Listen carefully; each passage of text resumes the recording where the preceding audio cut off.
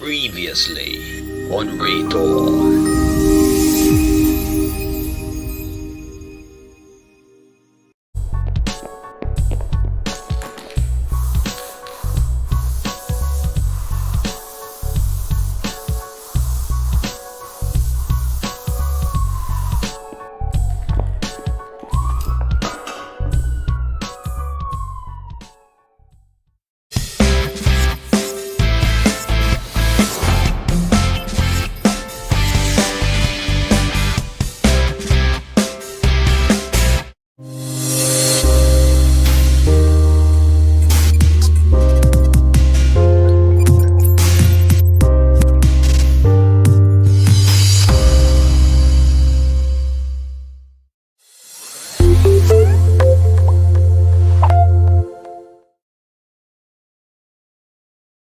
Growing your podcast listener numbers.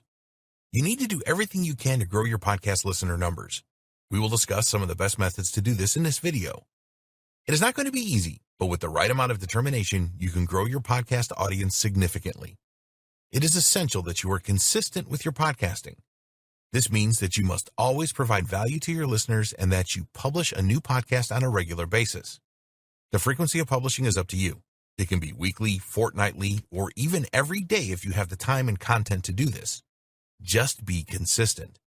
As you grow your listener base, they will get used to your podcast publishing schedule.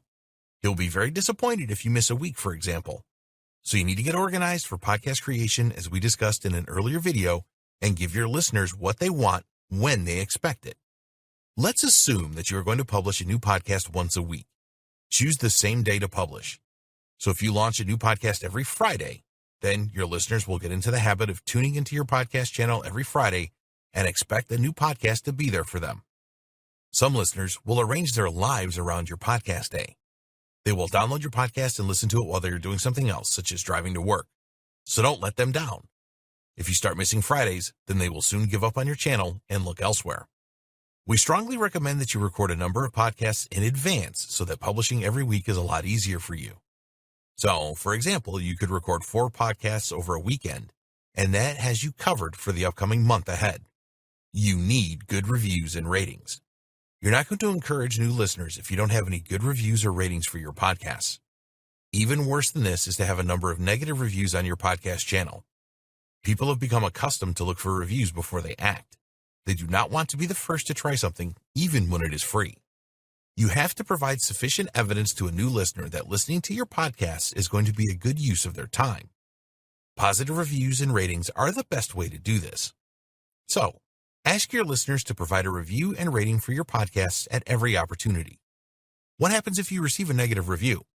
Well, the first thing to do is see if the review is justified. If it is, then you need to learn from it and thank the reviewer for their comments and explain that you will take their suggestions on board.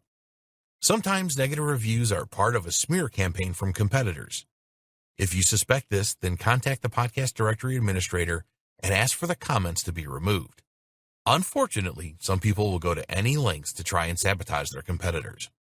When you have a really large listener base, there is always a chance that you will receive some negative reviews. You need to be strong when this happens and respond swiftly to the comments. It is impossible to please all of the people all of the time. If your reviews are mainly positive, then nobody is going to mind a few negative reviews. Take a look at your podcast statistics, and if you see that your podcasts are being streamed and downloaded in significant numbers, then remind yourself that you are on the right track. Don't be disheartened by the minority. Ask your friends and family to leave the first few positive reviews to get you started. You need something for potential listeners to see. Promote your podcasts. Most successful marketers spend about 20% of their time on creating content and the remaining 80% on promotion. You need to do this as well. Just because you built it doesn't mean that they will come. Consistent promotion of your podcasts is the best.